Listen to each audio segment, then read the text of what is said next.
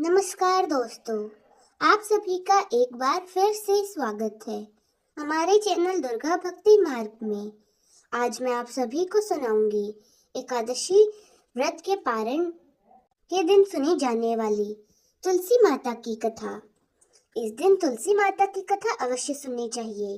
माना जाता है कि जिस घर में तुलसी माता की कथा सुनी जाती है उस घर में यम के दूत कभी नहीं पहुंचते और उस घर में रहने वाले सभी के पाप नष्ट हो जाते हैं और अंत में उन्हें मोक्ष की प्राप्ति होती है। तो आइए सुनते हैं तुलसी माता की कथा। एक बार इंद्र सहित देवताओं ने भगवान शिव की परीक्षा लेनी चाहिए। वे देवों के गुरु बृहस्पति के साथ कैलाश पर्वत पर पहुंचे।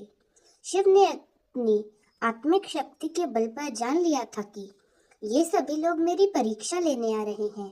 अतः उन्होंने एक अवधूत का वेश धारण कर लिया और उनके मार्ग में आ खड़े हुए। इंद्र ने उन्हें राह से हट जाने का संकेत किया, किंतु अवधूत वेशधारी शिव अपने स्थान से हिले तक नहीं। यह देख इंद्र को क्रोध आ गया और वे क्रोधवश बोले, अरे हट जा रास्ते से, जानता नहीं कि मैं कौन हूँ? हट जा, नहीं तो वज्र से तेरे टुकड़े टुकड़े कर दूंगा। धमकी सुनकर अवधूत वेशधारी भगवान क्रोध में आ गए। उन्होंने जोर से हुंकार भरी, जिसे सुनकर चारों दिशाएं कांप उठी। गुरु बृहस्पति तुरंत भाप गए कि अवधूत वास्तव में और कोई नहीं बल्कि स्वयं भगवान शिव है। उन्होंने इंद्र को संकेत दिया, अरे क्या अनर्थ कर रहे हो? तुम भगवान शिव को नहीं पहचान रहे हो? ये तो साक्षात भगवान शिव हैं। इंद्र को अपनी भूल का ज्ञान हुआ। वे तुरंत भगवान शिव के चरणों में गिरकर क्षमा याचना करने लगे और कहने लगे, क्षमा करे भगवान, मुझसे आपको पहचानने में भूल हो गई। गुरु बृहस्पति ने कहा, हाँ प्रभु, देवेंद्र को क्षमा कर दीजिए, ये आपको पहचान नहीं सके। अनजाने में इन्होंने आपको अपशब्द कह दिए, इन्हें क्षमा कीजिए। गुरु बृहस्पति के अनुनय विनय करने पर भगवान शिव ने इंद्र को क्षमा कर दिया। परंतु जब भगवान शिव ने क्रोध किया था तब उनसे एक तेज निकला, जिसे भगवान शिव ने सागर की ओर फेंक दिया, जिससे एक बालक उत्पन्न हुआ। समुद्र तट पर गंगा सागर के किनारे रेत पर पड़ा हुआ वह बालक रुदन कर रहा था। उसके गले से इतना प्रलयकारी रुदन फूट रहा था कि उससे चारों दिशाएं कांपने लगी। देव दानव दैत्य सब घबरा गए, वायु थम गई। घबराए हुए देवता इंद्र सहित पितामह ब्रह्मा के पास पहुंचे और उनसे कहा, पितामह, सागर संगम पर एक अद्भुत बालक रेत पर पड़ा रो रहा है। वह इतनी जोर जोर से रुदन कर रहा है कि देव में भय सा छा गया है। कृपया चलकर इस संकट को दूर कीजिए। पितामह ब्रह्मा इंद्र आदि देवताओं के साथ सागर संगम पर पहुंचे। पितामह के पहुंचते ही सागर अपने स्थान से निकला। उसने इंद्र सहित पितामह की वंदना की। ब्रह्मा ने सागर से पूछा, जल में रेत पर यह बालक कौन है? इसके रुदन को सुनकर समस्त संसार त्रिहस्त हो रहा है। सागर ने कहा, मैं नहीं जानता भगवान। एक दिन एक विलक्षण तेज लहरों पर आ गया था, उससे इस बालक की उत्पत्ति हुई है। यह सुनकर सागर ने बालक को गोद में उठाया और ब्रह्मा जी की गोद में डाल दिया। ब्रह्मा जी की गोद में आते ही बालक ने रोना बंद कर दिया और कुछ ही देर में अचानक बालक की बाहें आगे बढ़ी। उसने दोनों बाहों से ब्रह्मा जी का गला पकड़ लिया। यह देख अन्य देवता स्तंभित हो गए।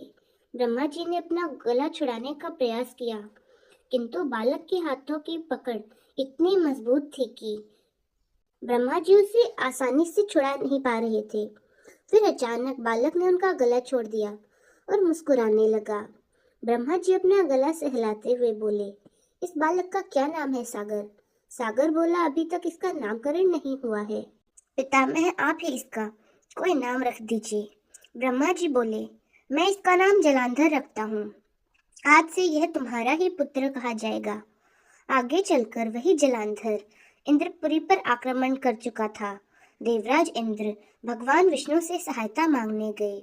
भगवान विष्णु ने इंद्र को आश्वासन देते हुए कहा, घबराओ मत, सूरराज, मैं स्वयं तुम्हारी सहायता को चलता हूँ। जलांधर अब ज्यादा दिनों तक बच नहीं सकेगा। फिर विष्णु भगवान अमरावती जा पहुंचे। विष्णु जी के पहुंचते ही देवताओं में नई सुरती का संचार होने लगा। वे शत्रु सेना पर प्रहार करने लगे। जलांधर बड़े प्रबल वेग से भगवान विष्णु के सन्मुख हटा। विष्णु भगवान जिस भी अस्त्र शस्त्र का उस पर प्रयोग करते, जलांधर उसे तुरंत निष्फल कर देता। आखिर में विष्णु भगवान ने हार मान ली और वे बोले, तुम तो वाकई में वीर हो जलांधर। मेरे इतने शस्त्रों से भी तुम्हारा कुछ नहीं बिगड़ा। अब यह युद्ध बंद कर दो। जलांधर बोला, यह युद्ध अब एक ही शर्त पर बंद हो सकता है कि देव, यदि आप मेरी बहन लक्ष्मी सहित मेरे द्वीप पर आतिथ्य स्वीकार करें। विष्णु भगवान ने जलांधर की शर्त को स्वीकार कर लिया। जलांधर के आदेश पर युद्ध बंद हो गया। भगवान विष्णु लक्ष्मी सहित सागर द्वीप पर पहुंचे। जलांधर अमरावती की सारी संपदा को अपनी राजधानी में ले आया और बड़े प्रेम से भगवान विष्णु की आतिथ्य सेवा करने लगा। एक दिन देवर्षि नारद उनकी सभा में पधारे। जलांधर ने उनका स्वागत सत्कार किया। नारद जी बोले, दैत्यराज, इस समय समस्त ईश्वर तुम्हें उपलब्ध है, किंतु एक ही चीज की कमी है। जलांधर बोला, कमी किस चीज की है? देवर्षि नारद, सब कुछ तो मेरे पास है। नारद जी बोले, एक ऐसी सुंदरी की कमी है जो सुंदर होते हुए भी सर्वगुण संपन्न हो। हालांकि तुम्हारी पत्नी वृंदा स्वयं भी बहुत सुंदर है, किंतु शिव की पत्नी पार्वती की तो बात ही कुछ और है। जलांधर बोला, यदि ऐसी बात है तो देवर्षि, मैं पार्वती को जरूर अपनी पत्नी बनाऊंगा। आज ही अपनी सेना को कैलाश पर चढ़ाई करने का आदेश देता हूँ। इसके बाद मतिमन जलांधर अपनी सेना लेकर कैलाश पर्वत पर टूट पड़ा। उसकी सेना और शिव गणों में भयंकर युद्ध छिड़ गया। आखिर शिव के गण युद्ध भूमि छोड़कर भाग निकले। विवश होकर भगवान शिव को युद्ध भूमि में आना पड़ा। अपने स्वामी की उपस्थिति में शिव गणों का उत्साह बढ़ गया। वे त्रिवेग से दैत्य सेना पर टूट पड़े और उनका संहार करना शुरू कर दिया। शिव जलांधर के सन्मुख हटे। दोनों में विकट युद्ध छिड़ गया। जलांधर अपनी माया जाल से भगवान शिव को भ्रमित कर स्वयं भगवान शिव का वेश धरकर माता पार्वती के पास पहुंचा। परंतु माता पार्वती ने अपने तपोबल से जलांधर को पहचान लिया और अंतर्ध्यान हो गई और भगवान विष्णु के पास पहुंच गई और उनसे पूछा कि क्या वे जलंधर को जानते थे। तब भगवान विष्णु ने दैत्यराज जलंधर के बारे में जानने की बात स्वीकारी।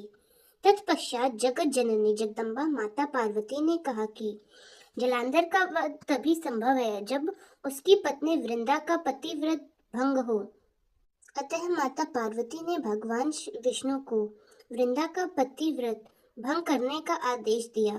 भगवान विष्णु ने अपने माया के बल से जलांधर के वेश में वृंदा के पास जा पहुंचे। वृंदा उन्हें पहचान न सकी और उन्हें आलिंगन कर लिया। कई दिन बीत जाने पश्चात वृंदा को यह आभास हो गया कि उसके पति का वेशधारी यह व्यक्ति उसका पति नहीं है। अतः कड़क कर बोली, कौन है तू? भगवान विष्णु अपने वास्तविक रूप में प्रकट हुए और हंसते हुए बोले, मुझे बहुत खेद है वृंदा, लेकिन ऐसा करना आवश्यक हो गया था। तेरा पति तेरे ही कारण अजय था। अब उसे मारने में भगवान शिव को कोई परेशानी नहीं होगी। वृंदा रोते हुए बोली, आपने मेरे साथ ऐसा विश्वासघात क्यों किया? प्रभु, मेरे पति ने तो आपके आतिथ्य सत्कार में कोई कमी नहीं छोड़ी थी। उसने क्रोधित होकर भगवान विष्णु को हृदयहीनशीलता होने का श्राप दे दिया। अपने भक्त के श्राप को भगवान विष्णु ने स्वीकार किया और शालिग्राम पत्थर बन गए। सृष्टि के पालनकर्ता के पत्थर बन जाने से ब्रह्मांड में असंतुलन की स्थिति हो गई। यह देखकर सभी देवी देवताओं ने वृंदा से प्रार्थना की कि वे भगवान विष्णु को अपने श्राप से मुक्त कर दें। इसके बाद वृंदा ने भगवान विष्णु को श्राप मुक्त कर स्वयं आत्मदाह कर लिया।